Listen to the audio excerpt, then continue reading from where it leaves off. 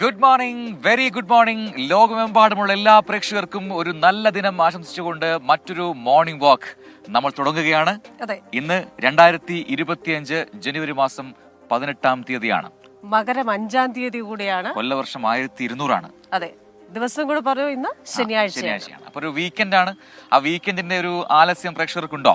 ഉണ്ടോ? ഇല്ല, അതിന് ആവശ്യമില്ല. അങ്ങനെ വീക്കെൻഡ് ഒന്നൊന്നുമില്ല. എല്ലാ ദിവസവും തന്നെ നമ്മുടെ ടാഗ് ലൈൻ അതാണ്, എന്റെ മാനസിക ശാരീരിക ആരോഗ്യം എന്റെ മാത്രം ഉത്തരവാദിത്തമാണ്. അപ്പൊ നമ്മളുടെ മാനസികാരോഗ്യത്തെയോ ശാരീരിക ആരോഗ്യത്തെ കുറിച്ച് മറ്റൊരാളോട് കംപ്ലൈന്റ് പറയാൻ നമുക്ക് പറ്റില്ല.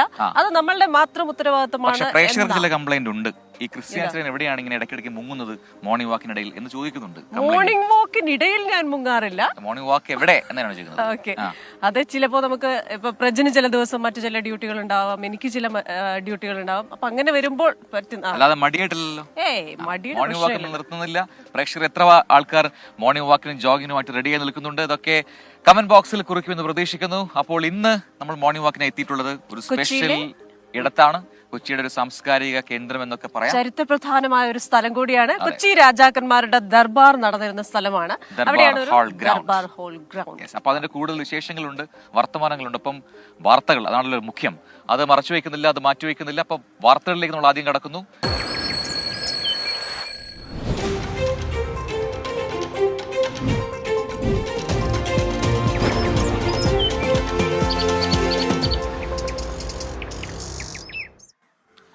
യെസ്, അപ്പോൾ മോർണിംഗ് വാക്കിലെ പ്രധാനപ്പെട്ട ഈ മണിക്കൂറിലെ വാർത്തകൾ കണ്ടു കഴിഞ്ഞു. അപ്പോൾ നമ്മൾ നടത്തമെല്ലാം നമുക്ക് സ്റ്റാർട്ട് ചെയ്യാം അല്ലേ? അപ്പോൾ പോകെ പോകെ കൂടുതൽ വാർത്തകൾ, വിശേഷങ്ങളൊക്കെ ഉണ്ട്. ഇന്നലെ രാത്രി നടന്ന ഒരു സംഭവം, ഒരു അപകടം, അതിന്റെ വിശദാംശങ്ങളിലേക്ക് നമ്മൾ പോവുകയാണ്. എന്ത് സംഭവിച്ചു ഇന്നലെ അപകടത്തിന് ശേഷം, അതൊക്കെ ആ അപകടം വാർത്ത അറിഞ്ഞുകൊണ്ടാണ് നമ്മൾ ഉറങ്ങാൻ പോയത്. അപ്പോൾ അതിന് പിന്നാലെ എന്ത് സംഭവിച്ചു, എന്താണ് അതിൽ, എങ്ങനെയുണ്ടായ അപകടം, അത്തരം കാര്യങ്ങളൊക്കെയാണ് ആദ്യം നമുക്കൊന്ന് പരിശോധിക്കേണ്ടത് അല്ലേ? ആദ്യം തന്നെ നമുക്ക് ഈ അപകടം എങ്ങനെ ഉണ്ടായി നോക്കാം. നെടുമങ്ങാട് ഇരിഞ്ചയത്ത് വിനോദയാത്രാ സംഘത്തിന്റെ ബസ് നിയന്ത്രണം വിട്ട് മറിഞ്ഞുണ്ടായ അപകടത്തിൽ ഒരു മരണം. 60കാരി ദാസിനിയാണ് മരിച്ചത്. അപകടത്തിന്റെ വ്യാപ്തി കുറിച്ച് നാട്ടുകാരുടെയും പോലീസിന്റെയും സംയോജിത ഇടപെടൽ ഉണ്ടായി അവിടെ.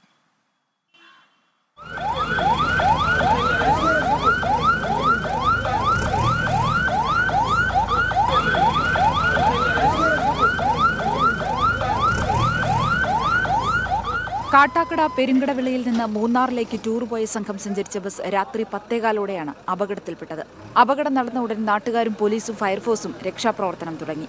മിനിറ്റുകൾ കൊണ്ട് ബസ്സിലുള്ള മുഴുവൻ ആളുകളും ആശുപത്രിയിലേക്ക്. ഒരു കൂട്ടം മനുഷ്യരുടെ അടിയന്തര ഇടപെടലിലൂടെ രക്ഷപ്പെട്ടത് ഒരു പിടി ജീവനുകൾ.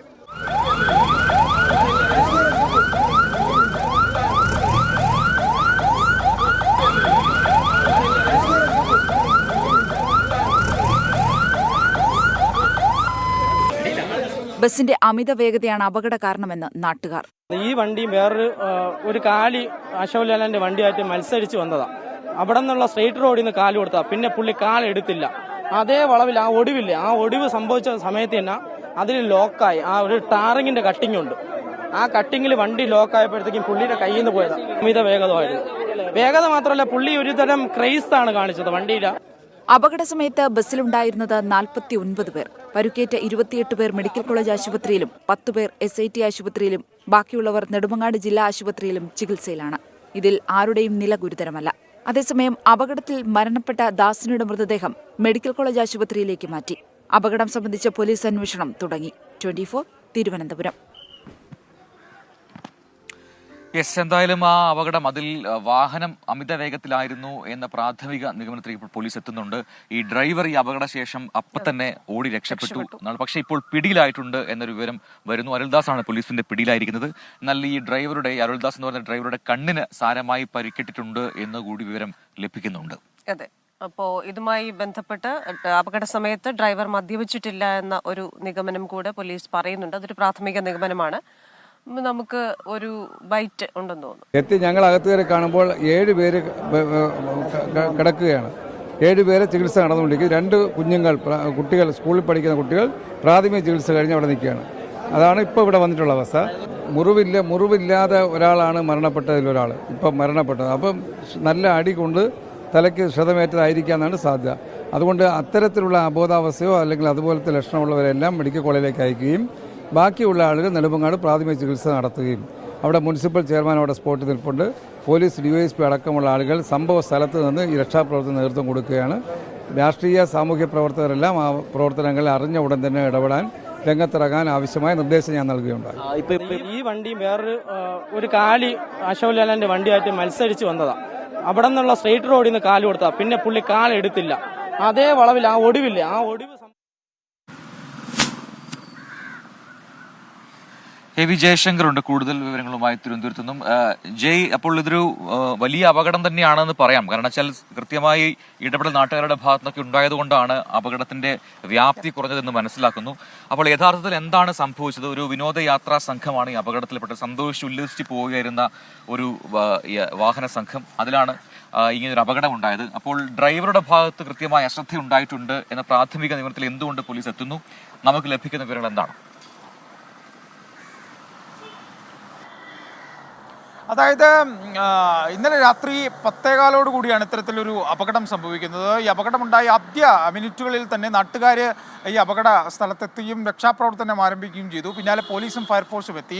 ഒരു 30 മിനിറ്റുള്ളിൽ തന്നെ ഉള്ളിലുണ്ടായിരുന്ന മുഴുവൻ പേരെയും മാറ്റി. 49 പേരായിരുന്നു ബസ്സിലുണ്ടായിരുന്നത്. ഇവരെല്ലാം തന്നെ ആദ്യഘട്ടത്തിൽ നെടുമങ്ങാട് താലൂക്ക് ആശുപത്രിയിലും പിന്നീട് അടിയന്തര ചികിത്സ ആവശ്യമുള്ളവരെ തിരുവനന്തപുരം മെഡിക്കൽ കോളേജിലേക്ക് ഉൾപ്പെടെ മാറ്റി. എന്തായാലും ഈ അപകടം നടന്നത് ഒരു വളവുള്ള പ്രദേശത്താണ്. ഈ നാട്ടുകാരും മറ്റും നമ്മൾ നേരത്തെ കേട്ടു അവരുടെ പ്രതികരണം.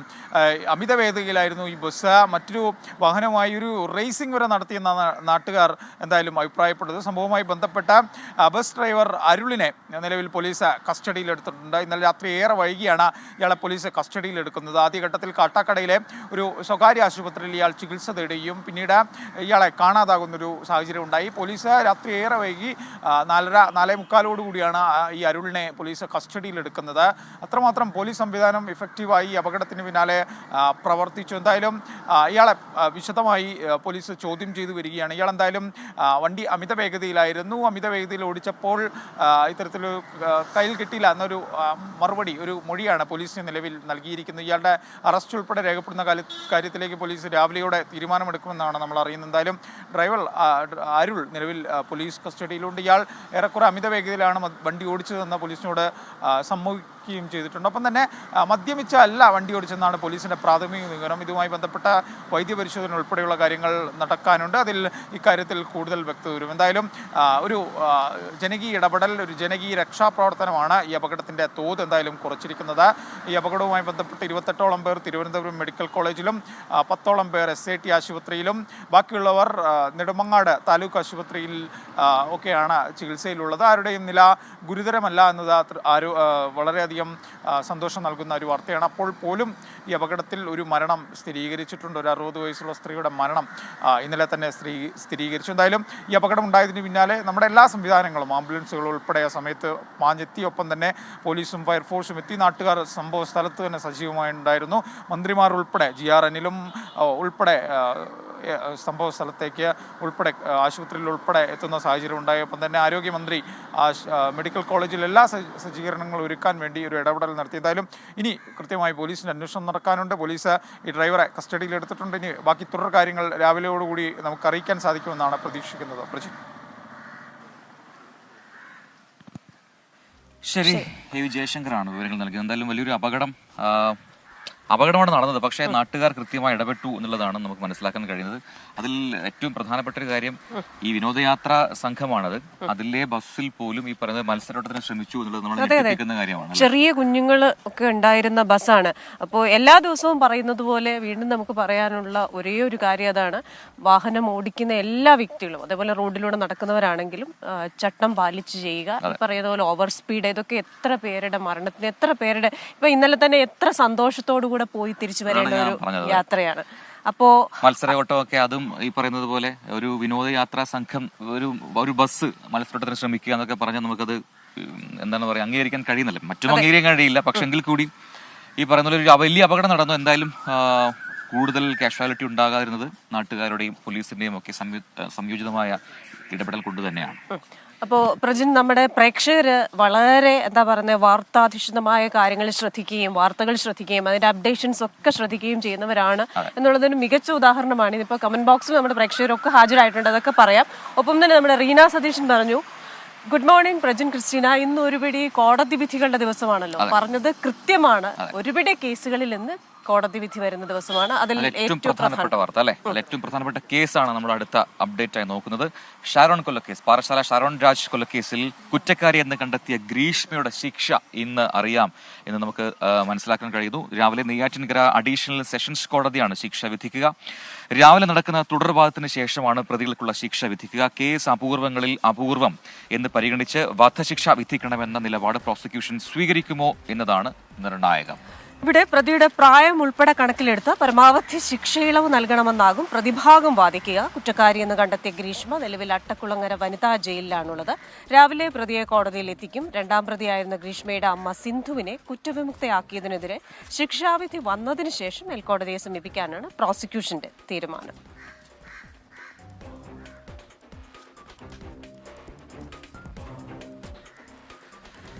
Case number 2. അടുത്ത കേസാണ് മനസാക്ഷിയെ ഞെട്ടിച്ച മണ്ണാർക്കാട് നബീസ കൊലപാതക കേസിൽ കുറ്റക്കാരെന്ന് കോടതി കണ്ടെത്തിയ പ്രതികളുടെ ശിക്ഷയും ഇന്ന് വിധിക്കുന്നുണ്ട്. തോട്ടര സ്വദേശിനിയായ നബീസയെ കൊലപ്പെടുത്തിയത് പേരക്കുട്ടി ബഷീറും ഭാര്യ ഫസീലയും ചേർന്നാണെന്ന് അന്വേഷണത്തിൽ കണ്ടെത്തിയിരുന്നു. 2016 കേസിനാസ്പദമായ സംഭവം. ഭക്ഷണത്തിൽ വിഷം ചേർത്ത് നൽകിയിട്ടും നബീസയ്ക്ക് ആരോഗ്യ പ്രശ്നങ്ങൾ ഇല്ല എന്ന് മനസ്സിലായതോടെ പ്രതികൾ ബലം പ്രയോഗിച്ച് വിഷം കുടിപ്പിക്കുകയായിരുന്നു. തുടർന്ന് മൃതദേഹം വഴിയേരിയിൽ ഉപേക്ഷിച്ചു. പ്രതികൾ തന്നെ തയ്യാറാക്കിയ ആത്മഹത്യാക്കുറിപ്പ് നബീസയുടെ സഞ്ചിയിൽ നിന്ന് കിട്ടിയതാണ് കേസിൽ വഴിത്തിരിവായത്. നേരത്തെ നിരവധി കേസുകളിൽ പ്രതിയായിട്ടുള്ള ഫസീലയ്ക്ക് വീട്ടിലേക്ക് വരാൻ നബീസ തടസ്സമായതാണ് കൊലപാതകത്തിന് കാരണം. അപ്പോൾ ഈ 2 കേസുകളുടെ ശിക്ഷാവിധി ഇന്ന് ഉണ്ടാകുന്നുണ്ട്. അപ്പോൾ അതിൽ ഏറ്റവും പ്രധാനപ്പെട്ട ഒന്ന് ഈ ഷാരോൺ രാജ് വധക്കേസാണ്. അതിൽ ഗ്രീഷ്മ എന്ന് പറയുന്ന പെൺകുട്ടി കുറ്റക്കാരിയാണെന്ന് കണ്ടെത്തിയിട്ടുണ്ട്. അപ്പോൾ അതിൽ എന്ത് ശിക്ഷ വിധിക്കുന്നു എന്നുള്ളതാണ് നിർണായകമാവുന്നത്. എന്തായാലും അത് എനിക്ക് തോന്നുന്നു ഉച്ചയോടുകൂടി ഉണ്ടാവും എന്ന് തോന്നുന്നു അല്ലെ. തുടർവാദം ഉണ്ടെങ്കിലും അതൊക്കെ പെട്ടെന്ന് തന്നെ പൂർത്തിയാക്കി കോടതി വിധി പ്രസ്താവത്തിലേക്ക് കടക്കുമെന്നാണ് മനസ്സിലാക്കാൻ കഴിയുന്നത്. അവസാന ഘട്ടമായിട്ട് പ്രതികളുടെ ഭാഗത്ത് നിന്ന് എന്താണോ പറയാനുള്ള കാര്യങ്ങൾ കോടതിയെ ബോധിപ്പിക്കുകയും കോടതിക്ക് അത് ഏത് രീതിയിലാണ് കോടതി കാണുക അതിനനുസരിച്ചൊരു വിധി പ്രസ്താവം മുൻകൂട്ടി തയ്യാറാക്കിയത് തന്നെ ഉണ്ടാവും. അപ്പൊ അതെന്താണെന്ന് നമ്മൾ ഉറ്റുനോക്കുകയാണ്. അപ്പോൾ മോർണിംഗ് വാക്ക് തുടരുകയാണ്. നമ്മൾ ഇന്ന് കൊച്ചി ദർബാർ ഹാൾ ഗ്രൗണ്ടിലാണുള്ളത്. അവിടുത്തെ വാക്ക് വേ, അവിടെ ഒരു വാക്ക് വേ ഉണ്ട്. ഇവിടെയൊക്കെ ഇഷ്ടംപോലെ ആൾക്കാർ രാവിലെ ഏതാണ്ട് 5 മണിയോടുകൂടി തന്നെ മോർണിംഗ് വാക്കിനായി എത്തിയിട്ടുണ്ട്. അവർ നടക്കുന്നു, അവരുടെ കൂടെ നമ്മൾ നടക്കുന്നു, ഒപ്പം വാർത്തകളും. അതെ, ഇതൊരു 2 ഏക്കർ സ്ഥലത്തുള്ള ഒരു സമുച്ചയമാണ്. ഒപ്പം തന്നെ നമുക്കറിയാം കൊച്ചിയിലെ ഒരു സാംസ്കാരിക കേന്ദ്രം കൂടിയാണ്. വിവിധ പരിപാടികൾ, അതുപോലെ തന്നെ ആർട്ട് എക്സിബിഷനുകൾ, ഇതൊക്കെ നടക്കുന്ന ദർബാർ ഹാള് തൊട്ടടുത്തുണ്ട്. ആർട്ട് ഗാലറി ആയിട്ട് ഇപ്പം പ്രവർത്തിക്കുകയാണ്. മാത്രമല്ല കൊച്ചി രാജവംശത്തിന്റെ, കൊച്ചി മഹാരാജാവിന്റെ ഭരണകാലത്തൊക്കെ ഇവിടെ ഒരുപാട് പ്രഖ്യാപനങ്ങൾ നടന്നിട്ടുണ്ട്. ആ ഗ്രൗണ്ടിലൂടെയാണ് നമ്മൾ നടക്കുന്നത് എന്നുള്ളതൊരു ചരിത്രം പിറന്ന മണ്ണാണ്. 2ാം ലോക മഹായുദ്ധത്തിന് ശേഷം ഉണ്ടായ, അതല്ല ആ മഹായുദ്ധ കാലത്തുണ്ടായ ഒരു സൈനിക അഭ്യാസം ഇവിടെ വെച്ചായിരുന്നു നടന്നിരുന്നത്. അതുപോലെ തന്നെ പലപ്പോഴും സൈനിക പരേഡുകളും 1938 ഭരണപരിഷ്കാരങ്ങളും അടക്കമുള്ള കാര്യങ്ങളൊക്കെ നടന്ന സ്ഥലത്തൂടെ, ചരിത്രം കുറിച്ച മണ്ണിലൂടെയാണ് നമ്മൾ നടക്കുന്നത്. അപ്പോൾ അത് അതിന്റെ ഭാഗമാണ്. അതിന്റെ വിശേഷങ്ങളാണ്. കൂടുതൽ വിശേഷങ്ങൾ നമുക്ക് വരും മണിക്കൂറുകൾ, വരും മിനിറ്റുകളിൽ അപ്ഡേറ്റ് ചെയ്യാം. അടുത്ത വാർത്തയിലേക്ക് പോകുന്നു. ചേന്ദമംഗലത്തേക്കാണ്. നമ്മളെ ഞെട്ടിച്ച കൂട്ടക്കൊലപാതകം നടന്ന സ്ഥലമാണ് ചേന്ദമംഗലം. അവിടെ ഇപ്പോഴും ആ നടുക്കത്തിൽ തന്നെയാണ് നാട്ടുകാർ എന്ന് മനസ്സിലാവുന്നുണ്ട്. എന്തായാലും പ്രതി ഇപ്പോൾ കുറ്റസമ്മതം നടത്തിയിട്ടുണ്ട്. എന്തായാലും ഈ ഋതു എന്ന് പറയുന്ന ഈ പ്രതിക്ക് വേണ്ടി പോലീസ് ഇന്ന് കസ്റ്റഡി അപേക്ഷ നൽകും എന്നുകൂടി അറിയാൻ കഴിയുന്നുണ്ട്. എസ് ശ്യാംകുമാറാണ് വിശദാംശങ്ങളുമായി കൊച്ചിയിൽ നിന്ന് ചേരുന്നത്. Shyam, good morning. ഇതിലെ പ്രതി ഋതു, അയാളുടെ കസ്റ്റഡി അപേക്ഷ ഇന്ന് നൽകുകയാണ്. കൂടുതൽ വിവരങ്ങൾ എന്തൊക്കെയാണ് ഇതുമായി ബന്ധപ്പെട്ട്? കഴിഞ്ഞ ദിവസം നാട്ടുകാരുടെ വലിയ രോഷമൊക്കെ ഉണ്ടായിരുന്നല്ലോ. തീർച്ചയായും ആ പ്രതിക്കെതിരായിട്ടുള്ള രോഷം ഒരു തെല്ലുപോലും ശമിച്ചിട്ടില്ല ആ പ്രദേശത്ത്. കാരണം അവിടെ ആ പ്രദേശം ആകെ വലിയ രീതിയിൽ പ്രശ്നം ഉണ്ടാക്കിയിരുന്ന ഒരാളാണിപ്പോൾ. എപ്പോൾ വേണമെങ്കിലും അയാൾ ചെയ്യാമായിരുന്ന ഒരു കുറ്റകൃത്യം, അതൊരു വീട്ടിൽ കയറുകയും ആ കുടുംബത്തെ ഇല്ലാതാക്കുകയും ചെയ്യുന്ന രീതിയിൽ 3 പേരുടെ ജീവനെടുക്കുകയാണ് ഉണ്ടായത്. പ്രതിക്കെതിരെ ഇന്ന് കോടതിയിൽ ഹാജരാക്കിയപ്പോൾ ഉണ്ടായ പ്രതിഷേധവും അങ്ങനെ തന്നെയാണ് അവിടെ ഉണ്ടായത്. ഇന്ന് പോലീസ് പ്രതിയെ കസ്റ്റഡിയിൽ വേണമെന്നാവശ്യപ്പെട്ട് അപേക്ഷ കോടതിയിൽ സമർപ്പിക്കും. പറവൂർ 1ാം ക്ലാസ് മജിസ്ട്രേറ്റ് കോടതിയിലാണ് അപേക്ഷ സമർപ്പിക്കുന്നത്. ഏതായാലും കോടതി ആ അപേക്ഷ തിങ്കളാഴ്ചയോട് ഓപ്പൺ കോർട്ടിൽ മാത്രമാകും അത് പരിഗണിക്കുക. തുടർന്ന് പ്രതിയെ കസ്റ്റഡിയിൽ വിട്ടുകൊടുക്കാനും സാധ്യതയുണ്ട്. കാരണം തെളിവെടുപ്പ് ഉൾപ്പെടെ ഈ കേസിലെ നിർണായകമായ നടപടിക്രമങ്ങൾ പൂർത്തിയാക്കേണ്ടതുണ്ട്. അതുകൊണ്ട് തന്നെ പ്രതിയെ വിട്ടുകൊടുക്കാൻ തന്നെയാണ് സാധ്യത. പക്ഷേ അതിനു മുൻപ് പോലീസിന് വലിയ സുരക്ഷാ ക്രമീകരണങ്ങളൊക്കെ അവിടെ ഒരുക്കേണ്ടതായിട്ടുണ്ട്. കാരണം പ്രതിക്കെതിരായിട്ടുള്ള ജനകീയ രോഷം ഒരു തുള്ളി പോലും അവിടെ കുറഞ്ഞിട്ടില്ല. ഏതായാലും തിങ്കളാഴ്ചയാവും ഈ കസ്റ്റഡി അപേക്ഷ മിക്കവാറും കോടതി പരിഗണിക്കുക. യെസ്, എസ് ശ്യാംകുമാറാണ് കൊച്ചിയിൽ നിന്ന് വിശദാംശങ്ങൾ നൽകിയത്. ചേച്ചി, ഇതാ നമ്മുടെ ഈ പിറകിൽ കാണുന്ന ഇതുകൂടി നമുക്ക് പ്രേക്ഷകർക്ക് കാണിച്ചു കൊടുക്കുക. നമ്മുടെ ഈ പറഞ്ഞ പ്രോഗ്രാമുകളെല്ലാം ഒരുപക്ഷെ ഈ സാംസ്കാരിക പരിപാടികളിൽ അതിലെ മെഗാ ഷോ ഒക്കെ ആണെങ്കിലും ഒക്കെ നടക്കുന്ന ഒരു പ്രധാനപ്പെട്ട വേദിയാണിത്. ഇവിടെ ഈ ഗ്രൗണ്ടിലാണ് അത്തരം പ്രോഗ്രാമുകളൊക്കെ നടത്താറുള്ളത് പലപ്പോഴും. അപ്പോൾ അതിൻ്റെ തൊട്ടടുത്തൂടെ വാക്ക് വേ ഉണ്ട്. അതിലൂടെയാണ് ഇപ്പോൾ നാട്ടുകാരൊക്കെ ഈ പറയുന്ന ഈ മേഖലയിൽ ഒരുപാട് പേർ ദൂരത്തുനിന്നൊക്കെ വന്നിട്ട് ഇവിടെ ജോഗിങ്ങിനായിട്ടും നടത്തുന്നതിനൊക്കെ ആയിട്ട് വരുന്നുണ്ട് അല്ലേ? അപ്പോൾ നമ്മുടെ മലബാർ വാലി ദിലീപ് PC കഴിഞ്ഞ ദിവസം നമ്മുടെ ഈ മോർണിംഗ് വാക്കുമായി ബന്ധപ്പെട്ട കാർഡ് അത് എല്ലാ ദിവസവും പ്രേക്ഷകരൊന്ന് ശ്രദ്ധിക്കുക. അതുമായി ബന്ധപ്പെട്ട് നിങ്ങൾക്ക് പറയാനുള്ള കാര്യങ്ങൾ പറയും. അപ്പോൾ അദ്ദേഹം പറഞ്ഞിട്ടുണ്ടായിരുന്നു ഈ ദർബാർ ഹാളിന്റെ ചരിത്രം കൂടി നിങ്ങൾ പറയണമെന്ന്. അപ്പോൾ അതുകൊണ്ടാണ് നമ്മൾ ദർബാർ ഹാളിനെ കുറിച്ച് ഉള്ള കാര്യങ്ങൾ പറയുന്നത്. പോകെ പോകെ കൂടുതൽ കാര്യങ്ങൾ നമുക്ക് പറയാം അല്ലേ? അടുത്ത വാർത്തയിലേക്ക് പോകും അല്ലേ? വയനാട്ടിൽ നിന്നുള്ള വാർത്തയാണ്. ഇന്ന് വളരെ പ്രധാനപ്പെട്ട ഒരു ദിനം കൂടിയാണ്. വയനാട്ടിലെ DCC ട്രഷറായിരുന്ന NM വിജയന്റെ ആത്മഹത്യാ കേസുമായി ബന്ധപ്പെട്ട്. കാരണം കോൺഗ്രസ് നേതാക്കളുടെ മുൻകൂർ ജാമ്യാപേക്ഷയിൽ ഇന്ന് വിധി പറയും. ആ കോടതി വിധി എന്താണോ അതായിരിക്കും ആ നേതാക്കളുടെ അടുത്ത ഭാവി, ഒരു രാഷ്ട്രീയ ഭാവി എന്നൊക്കെ പറയും. കോൺഗ്രസ് ഇന്ന് നിലപാട് സ്വീകരിക്കുന്നു എന്നൊക്കെ ഇന്നത്തെ കോടതി ഈ വിധി എന്ത് പ്രസ്താവിക്കുന്നു എന്നതിനനുസരിച്ചായിരിക്കും അല്ലേ? IC Balakrishnan MLA, DCC president ND അപ്പച്ചൻ, മുൻ കോൺഗ്രസ് നേതാവ് KK ഗോപിനാഥൻ എന്നിവരുടെ ഹർജിയിൽ കൽപ്പറ്റ സെഷൻസ് കോടതിയാണ് വിധി പറയുക. വിവരങ്ങളുമായി വയനാട്ടിൽ നിന്ന് ചേരുന്നത് സുർജിത്ത് അയ്യപ്പത്താണ്. Surjith, very good morning. ഏറെ നിർണായകമാണ് ഈ നേതാക്കളുടെ ഭാവി, രാഷ്ട്രീയ ഭാവിയുമായി ബന്ധപ്പെട്ട ഈ വിധി. കൂടുതൽ വിവരങ്ങൾ എന്തൊക്കെയാണ്? ക്രിസ്റ്റീന പ്രജിൻ, കോൺഗ്രസ് നേതൃത്വം വലിയ അളവിൽ പ്രതിരോധത്തിലായ ഒരു സംഭവമാണ് DCC ട്രഷറർ NM വിജയന്റെ ആത്മഹത്യ. അതേ തുടർന്നുണ്ടായ നിയമനക്കോഴ വിവാദം, ആത്മഹത്യാ കുറിപ്പ് പുറത്തു വന്നത്, ഇതെല്ലാം വലിയ രീതിയിലുള്ള പ്രതിരോധം കോൺഗ്രസിനെ സംബന്ധിച്ചുണ്ട്. കാരണം DCCയുടെ തലപ്പത്തുള്ള നേതാക്കളാണ് ഇതുമായി ബന്ധപ്പെട്ട കേസുകളിൽ പ്രതികളായിട്ടുള്ളത്. ഒന്ന് IC ബാലകൃഷ്ണൻ MLA ആണ്, മറ്റൊന്ന് DCC പ്രസിഡന്റ് തന്നെയായിട്ടുള്ള ND അപ്പച്ചനാണ്, മറ്റൊരാൾ നേരത്തെ കോൺഗ്രസ് നേതാവായിരുന്ന ഈ സഹകരണ സംഘങ്ങളെ നയിച്ചിരുന്ന KK ഗോപിനാഥനാണ്. ഇത്തരത്തിൽ 3 പ്രതികൾ. ഇവരുടെ മുൻകൂർ ജാമ്യാപേക്ഷയിലാണ് കൽപ്പറ്റ സെഷൻസ് കോടതി ഇന്ന് വിധി പറയുന്നത്. ഇതുമായി ബന്ധപ്പെട്ട ശക്തമായ രീതിയിലുള്ള വാദമാണ് കഴിഞ്ഞ ദിവസം പൂർത്തിയായത്. 2 ദിവസങ്ങളിലായിരുന്നു വാദം. നേതാക്കൾക്കെതിരെ പ്രഥമദൃഷ്ട്യാ ആത്മഹത്യാ പ്രേരണ കുറ്റം നിലനിൽക്കില്ല എന്നുള്ള വാദമാണ് പ്രതിഭാഗം അഭിഭാഷകർ ഉടനീളം ഉന്നയിച്ചിരിക്കുന്നത്. പക്ഷേ ആത്മഹത്യാക്കുറിപ്പിന് പുറമെ ആ കുറിപ്പിൽ ഇവരുടെ പേരുണ്ട്. അതോടൊപ്പം തന്നെ ഇതിൽ ഡിജിറ്റൽ തെളിവുകളും അന്വേഷണ സംഘത്തിന് ലഭിച്ചതായി പ്രോസിക്യൂഷൻ വാദിച്ചിട്ടുണ്ട്. അത് എന്തായാലും ഇതിന്റെ തുടരന്വേഷണ നടപടികൾ ഈ ലോക്കൽ പോലീസിൽ നിന്ന് ക്രൈംബ്രാഞ്ച് ഏറ്റെടുത്ത് കഴിഞ്ഞിട്ടുണ്ട്. അവർ അന്വേഷണം തുടങ്ങിയിട്ടില്ല. ഈ കേസിന്റെ മുൻകൂർ ജാമ്യാപേക്ഷയുമായി ബന്ധപ്പെട്ട് അതിനുശേഷമാകും മറ്റു നടപടികളിലേക്ക് കടക്കുക. എന്തായാലും കോൺഗ്രസ് സംബന്ധിച്ചത് നിർണായകമായ ദിവസമാണ്. പ്രത്യേകിച്ച് CPIM വലിയ രീതിയിലുള്ള പ്രതിരോധം ഈ വിഷയത്തിൽ കോൺഗ്രസിനെതിരെ ഉയർത്തിയിരുന്നു. വലിയ സമരങ്ങൾ, MV ഗോവിന്ദൻ മാസ്റ്റർ അടക്കം പങ്കെടുത്ത സമരങ്ങൾ സംഘടിപ്പിച്ചിരുന്നു. അതോടൊപ്പം തന്നെ BJPയും പ്രതിഷേധവുമായി രംഗത്ത് വന്നിരുന്നു. IC ബാലകൃഷ്ണന്റെ രാജിയാണ് ഇവർ ആവശ്യപ്പെടുന്നത്. ഒപ്പം നേതാക്കളുടെ അറസ്റ്റും. ആ നേതാക്കളുടെ അറസ്റ്റ് എന്നുള്ള നടപടിയിലേക്ക് പോയി കഴിഞ്ഞാൽ ഒരുപക്ഷെ അത്ര ഇന്ന് ജാമ്യാപേക്ഷ തള്ളിയാൽ വേഗം തന്നെ ഹൈക്കോടതിയിൽ മുൻകൂർ ജാമ്യാപേക്ഷ നൽകാനുള്ള നീക്കമാണ് നേതാക്കൾ നടത്തുന്നത്. ഇന്നലെ IC ബാലകൃഷ്ണൻ നിയമസഭയിലേക്ക് എത്തിയിരുന്നു. മറ്റു നേതാക്കൾ എവിടെ എന്നുള്ള കാര്യത്തിൽ ഇനി വ്യക്തത വന്നിട്ടില്ല. ഈ കേസെടുത്തതിന് പിന്നാലെയാണ് അവർ ഇവിടെ നിന്നും കടന്നത്. എന്തായാലും ഈ വിധി ഏവരും ഉറ്റുനോക്കുകയാണ് എന്താകും എന്നുള്ളത്. ക്രിസ്റ്റീന പ്രജിൻ. അപ്പോൾ അതിലും ആ കേസുമായി ബന്ധപ്പെട്ടും നിർണായകമാണ് ഇന്നത്തെ ദിനം എന്ന് പറയാതെ വയ്യ അല്ലേ? അതെ. അപ്പോൾ കമന്റ് ബോക്സിൽ നമ്മുടെ പ്രേക്ഷകരുണ്ട്. അപ്പോൾ പ്രേക്ഷകർ എല്ലാവരും കമന്റ് വായിക്കുന്നില്ല എന്ന് പറഞ്ഞത്. അപ്പോൾ ആദ്യത്തെ കുറേ പ്രധാനപ്പെട്ട വാർത്തകൾ പോയതിനു ശേഷം നമുക്ക് കമന്റ് വായിക്കാമെന്ന് വെച്ചാണ്. ഇപ്പോൾ സമയം 6:21 നമ്മുടെ ജോമോൻ എല്ലാവർക്കും ശുഭദിനം നേരുന്നു. ഒപ്പം ആണ് എൽബീസ് മാത്യു, ദ ലേസിയസ് ക്വീൻ, ഹുസൈൻ, മുസ്തഫ പന്നിയോടൻ, അങ്ങനെ എല്ലാവരും ഗുഡ് മോർണിംഗ് പറയുന്നുണ്ട്. For you. അതേപോലെ തന്നെ നമ്മുടെ ദിലീപ് PC ആയിരുന്നു എന്ന് തോന്നുന്നു ഇന്നലത്തെ കുമാർ സാനു സാറിന്റെ ഇന്റർവ്യൂ ഗംഭീരമായിരുന്നു. അത് ഞാനും അത് പറയണമെന്ന് വിചാരിച്ചത്. നല്ല ഇന്റർവ്യൂ ആയിരുന്നു. അത് എപ്പോഴായിരുന്നു സമയം, എപ്പോഴാണ് ബീന ജി ചോദിക്കുന്നുണ്ട്. അപ്പോൾ ഇപ്പം അത് യൂട്യൂബിൽ അപ്ലോഡ് ചെയ്തിട്ടുണ്ട്. ഇന്നലെ 2 മണിക്കായിരുന്നു ആ പ്രോഗ്രാം ടെലികാസ്റ്റ് ചെയ്തത്. അതുപോലെ തന്നെ റഹീം അടൂർ പറയുന്നുണ്ട് മെഡിക്കൽ കോളേജ് ഹോസ്പിറ്റലിൽ ആവശ്യത്തിന് മരുന്നില്ല എന്ന് പറയുന്നു. പക്ഷെ മന്ത്രിമാരുടെ ശമ്പളം മുടങ്ങിയത് എന്നൊരു വിമർശനാത്മകമായ കമന്റാണ്.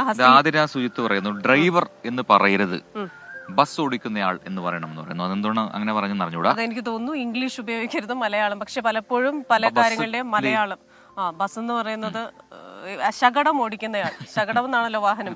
അപ്പോ ഈ പറയുന്നത് പോലെ നമ്മുടെ എക്സ്പ്രസിന് പറയുന്നത് ഹരിതവർണ്ണ ശീഘ്രഗമന ശീമശകടം എന്ന് പറയുന്നത് പോലെ വൈദ്യുത ഗമനാഗമന നിയന്ത്രണോപാധി, നമ്മുടെ സ്വിച്ച്. അപ്പോ എല്ലാ കാര്യങ്ങൾക്കും അങ്ങനെ മലയാളം ഉപയോഗിച്ചു കഴിഞ്ഞാൽ കുറച്ച് നമ്മൾക്ക് പാടുപെടേണ്ടി വരും. ഒന്ന് കുടുങ്ങും അല്ലേ?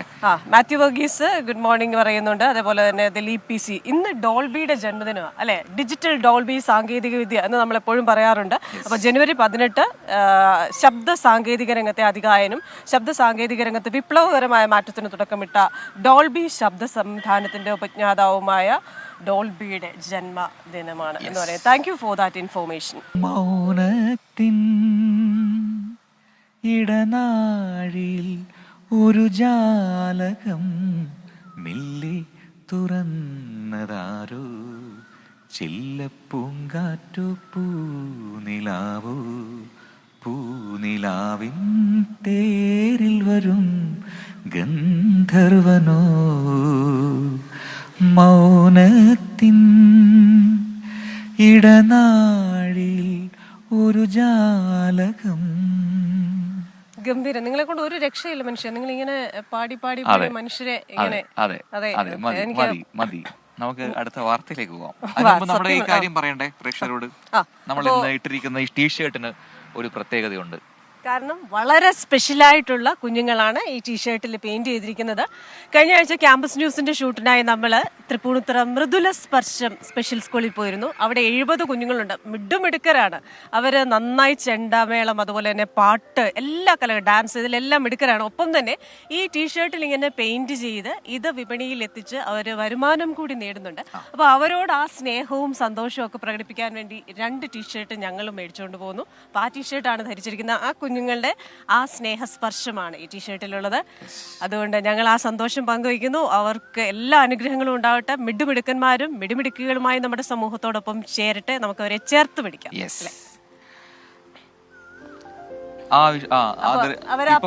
കാണാം അല്ലെ, ആ ദൃശ്യങ്ങൾ പ്രേക്ഷകർക്ക് കാണാം, അവിടുത്തെ ആക്ടിവിറ്റീസ് ഒക്കെ കാണാം. ആ കുട്ടികൾ എത്രമാത്രം മിടുക്കന്മാരാണ് എന്ന് കാണിക്കുന്ന ദൃശ്യങ്ങൾ പ്രേക്ഷകർക്ക് കാണാം. അപ്പോൾ മുദ്രസ്പർശത്തിലെ കുട്ടികൾക്കെല്ലാം നല്ല ആശംസകൾ നേരുന്നു, നല്ല ഭാവി നേരുന്നു. ഇതുപോലെ ഈ ടീഷർട്ടുകൾ കണ്ടില്ലേ, ഇത് മനോഹരമായ ടീഷർട്ടുകളാണ്. ഭീമൻ പാണ്ട. അപ്പൊ ശരിക്കും പറഞ്ഞാൽ പ്രജിന് ഇത് ചെയ്ത് വെച്ചിരിക്കുകയല്ലായിരുന്നു. അപ്പോ നമ്മള് പെട്ടെന്ന് വേണമെന്ന് പറയുമ്പോൾ അവിടെ ചെയ്ത് വെച്ചിരിക്കുന്ന സൈസ് നമുക്ക് ഓക്കെ അല്ല. അപ്പൊ പെട്ടെന്ന് തന്നെ നമ്മൾ പറയുന്ന ഒരു സെലക്ട് ചെയ്ത കളർ തരുന്നു. അതിൽ അവർ പെട്ടെന്ന് തന്നെ ചെയ്തെടുത്തതാണ് ഈ ഡിസൈൻ. അപ്പോ താങ്ക് യു സോ മച്ച്. നമുക്കിനി വാർത്തകളിലേക്ക് വരാം അല്ലേ. എന്തായാലും ഗസയിലെ വെടിനിർത്തൽ കരാർ, അത് വളരെ പോസിറ്റീവായിട്ടുള്ള വാർത്തയാണ്. കഴിഞ്ഞ ദിവസം പുറത്തുനിന്നൊരു വാർത്തയാണ്. അപ്പോൾ അതിനു മുമ്പ് നമുക്ക് ഈ RG-കർ മെഡിക്കൽ കോളേജിലെ വാർത്തയുമായി ബന്ധപ്പെട്ടുള്ള അപ്ഡേറ്റിലേക്ക് പോകണ്ടേ? ശരി. അതെ, രാജ്യത്തെ നടുക്കിയ കൊൽക്കത്ത RG-കർ മെഡിക്കൽ കോളേജിലെ ബലാത്സംഗ കൊലപാതക കേസിലെ വിധി ഇന്നാണ്.